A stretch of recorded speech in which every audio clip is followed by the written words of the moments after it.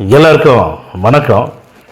இந்த பதிவில் எதை பற்றி பார்க்க போகிறோம் அப்படின்னு கேட்டிங்கன்னா, அதாவது மக்களே, தமிழக வெற்றிக் கழகத்தோட தலைவர் தலைவர் விஜய் அவர்கள் பெரம்பூர் தொகுதியில் போட்டிடுறாங்க அப்படிங்கிறது எல்லாத்துக்கும் தெரியும். பெரம்பூர் தொகுதியிலையும் திருச்சி கிழக்குலையும் போட்டிடுறாங்க.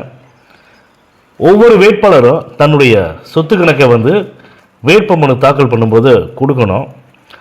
விஜய் அவர்கள் எத்தனை அக்கௌண்ட் வச்சுருக்காங்க, எத்தனை அக்கௌண்ட்டில், அந்தந்த அக்கௌண்ட்டில் பேங்க் அக்கௌண்ட்டில் எவ்வளோ பணம் இருக்குது, அசைய சொத்துக்கள் எவ்வளோ, அசைய சொத்துக்கள் எவ்வளோ அப்படிங்கிறத பக்காவாக தெளிவாக கொடுத்துருந்தாங்க.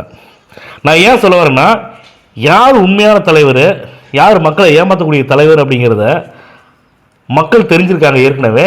இப்போ அந்த விஷயந்தான் இப்போ ட்ரெண்டிங்கில் போயிட்டு இருக்குது, மிகப்பெரிய வைரலாக போயிட்டு இருக்குது. சிட்டியில் இருக்கக்கூடிய மக்கள்ல இருந்து கிராமத்தில் இருக்கக்கூடிய பாமர மக்கள் வரைக்கும் ஒரு விஷயம் வைரலாகி போயிட்டு இருக்குது. என்னென்னா, திரு ஸ்டாலின் அவர்கள் வேட்புமனு தாக்கல் பண்ணுறாங்க. குளத்தூர் தொகுதியில் தாக்கல் பண்ணி முடித்தோம்னா அவர் சொத்து கணக்கு கொடுத்துருக்காங்க. அவருடைய சொத்து கணக்கு கொடுக்கும்போது ஸ்டாலின் அவர்கள்ட்ட சொந்தமாக காரு கூட இல்லை அப்படிங்கிறத அங்கே பதிவு பண்ணியிருக்காங்க.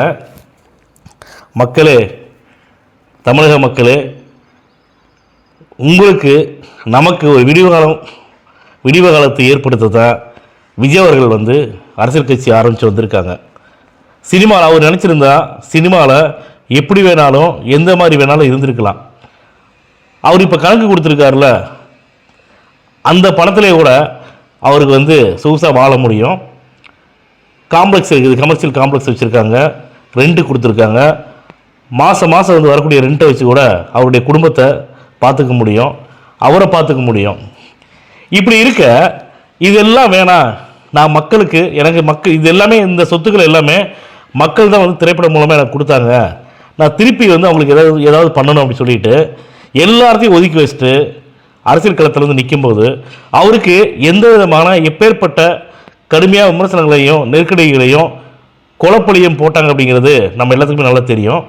ஆனால் அப்படி இருந்து அவர் முன் வச்ச காலை பின் வைக்காமல், நான் மக்களுக்காகத்தான் மக்கள் பணி செய்ய நான் வந்தேன், நான் முன் வச்ச காலை பின் வைக்க மாட்டேன், நான் மக்களுக்காக நான் நிற்பேன், மக்கள் என்னை ஜெயிக்க வைப்பாங்க அப்படின்னு சொல்லி மக்கள் நம்மளையே நம்பி அவர் நிற்கிறாங்க.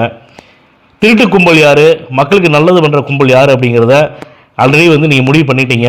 உங்கள் மனசுலேயும் சரி, விஜய் அவர்களுக்கு தான் ஓட்டு போட்டு முதலமைச்சர் ஆக்கணும் அப்படிங்கிறதுல எல்லாமே உறுதியாக இருக்கீங்க. அதே மாதிரி தாவேக்காவோட வேட்பாளர் எல்லாத்தையும் வெற்றி பெற வச்சு விஜய் முதலமைச்சர்